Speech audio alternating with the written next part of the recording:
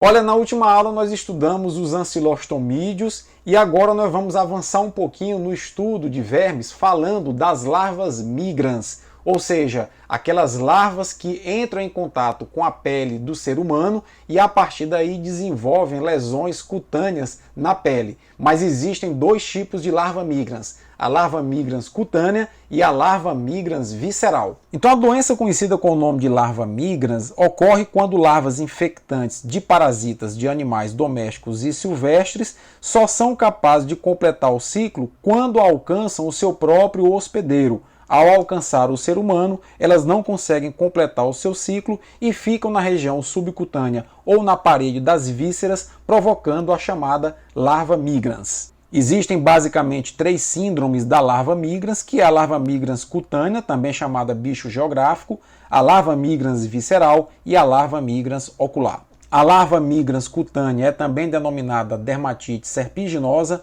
ou dermatite pruriginosa, também conhecido como bicho geográfico ou bicho de areia, e os agentes etiológicos são Ancylostoma brasiliensis e Ancylostoma canino.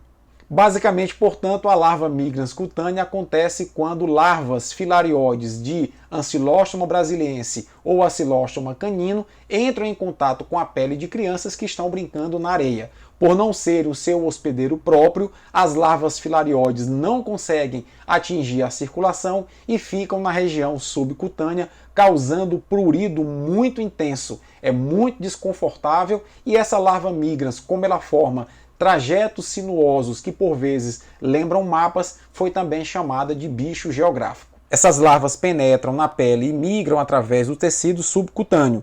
Quando ingeridas, as larvas infectantes podem migrar através das vísceras e desenvolver um estágio adulto, mas há poucos casos registrados de Ancylostoma canino adultos no intestino humano. Isso é uma raridade. Basicamente, as áreas do corpo mais atingidas são aquelas que estão em contato com a terra ou com a areia, pés, pernas, nádegas, mãos, antebraço, mais raramente a boca e lábios e palato podem ser acometidos.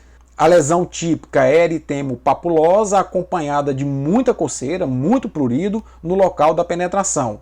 E essas larvas provocam a formação de trajetos inflamatórios sinuosos que por vezes lembram mapas, daí a doença ser chamada também de bicho geográfico. E o diagnóstico é relativamente simples de ser feito, uma boa anamnese e a observação dos sinais e sintomas clínicos já praticamente é o suficiente para que o profissional da saúde, no caso o médico, consiga fazer o diagnóstico da larva migrans cutânea. O tratamento é feito com o uso tópico de tiabendazol e o uso oral de albendazol ou ivermectina. Mas existe um verme chamado Toxocara canis que pode provocar um outro tipo de larva migrans, chamada larva migrans visceral, e um tipo mais raro ainda chamado larva migrans ocular. A larva migrans visceral é o resultado de migrações prolongadas de nematóides que parasitam normalmente cães, como Toxocara canis, e passam a parasitar acidentalmente o organismo humano. Já a larva migrans ocular acontece quando essas larvas migram para o globo ocular. O ser humano pode contrair a larva migrans visceral ou a larva migrans ocular ingerindo ovos de Toxocara canis em água ou alimentos contaminados, a partir da contaminação de fezes de cães. Essas doenças normalmente tendem a ser assintomáticas, mas em algumas situações elas podem subagudizar ou até mesmo agudizarem.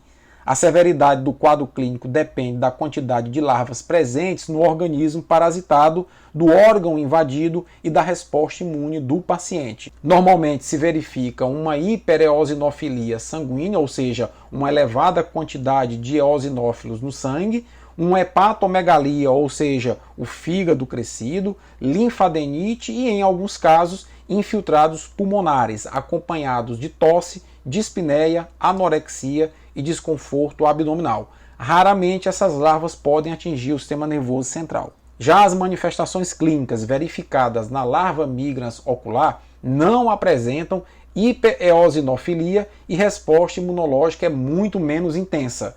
Basicamente, o que se verifica é uma endoftalmia crônica com uma perda progressiva da visão nos casos mais severos. Ocorre ainda a formação de granulomas, hemorragia na retina, papilites iridociclites, catarata, queratite e lesões orbitárias. E aí apenas o oftalmologista habilitado é que estará apto a fazer o diagnóstico dessas lesões. Perceba, portanto, que tanto a larva migrans visceral como a larva migrans ocular são parasitoses acidentais. O ser humano, quando entra em contato de forma acidental com esses parasitas que não se adaptam aos nossos tecidos, e esse parasitismo acidental resulta nessas manifestações viscerais e nessas manifestações oculares. Agora que a gente já concluiu o estudo das larvas migrans cutânea, visceral e ocular, você vai ler o material para aprofundamento, realizar as atividades propostas e participar do fórum de discussão para aprofundar os seus conhecimentos sobre larva migrans. Bons estudos a todos e até a próxima!